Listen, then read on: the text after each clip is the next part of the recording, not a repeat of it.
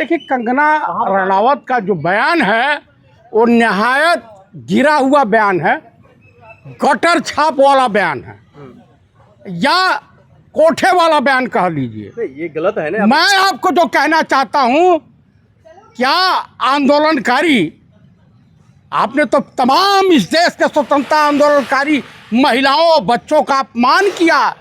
स्वर्गीय श्रीमती इंदिरा गांधी वो भी आज़ादी की लड़ाई में आंदोलन की थी, विजय लक्ष्मी ने किया था, उसके बाद नेताजी सुभाष चंद्र बोस ने किया था, उसके बाद जो है इस देश की झांसी की रानी अंग्रेजों से लोहा ली थी, हजरत बेगम महल ने लोहा लिया था। आपने तो पूरा जो है मारा, तमाम स्वतंत्रता संग्राम सेनानियों को अपमानित कर दिया।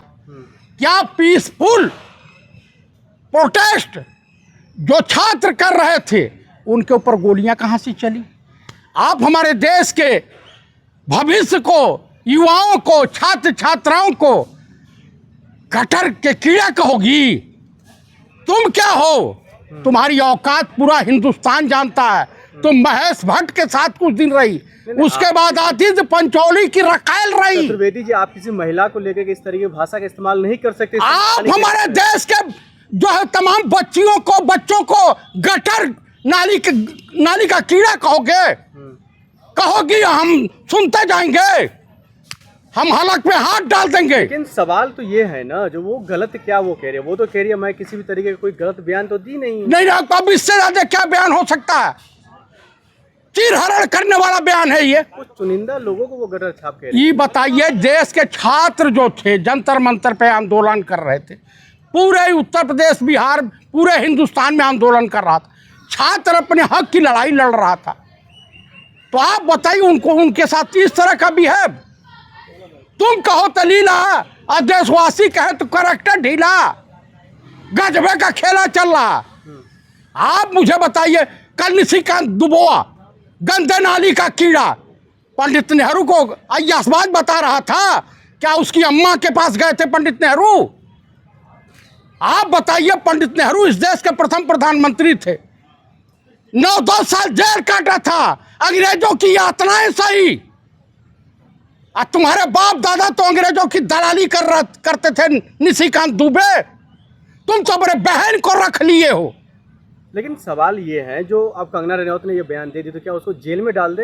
एकदम जेल में जाना चाहिए। हमारे देश के छात्र छात्राओं का अपमान करने का अधिकार किसी को नहीं देता है संविधान। मैं ये दावे के साथ कह रहा हूं।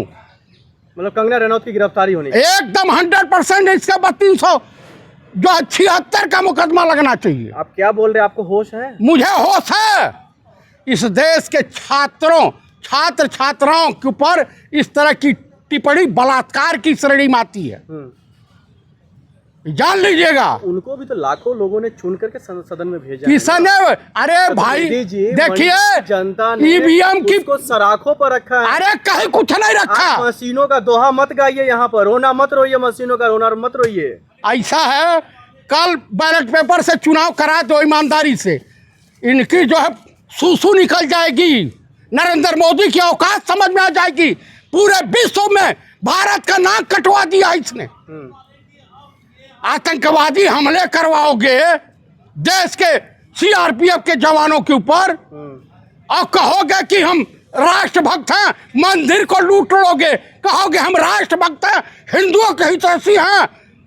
कंगना रनौत जैसे कोई हिंदू प्रेमी हो सकता है? कौन हिंदू प्रेमी? कंगना रनौत। अरे आपसे मोहब्बत करती होंगी।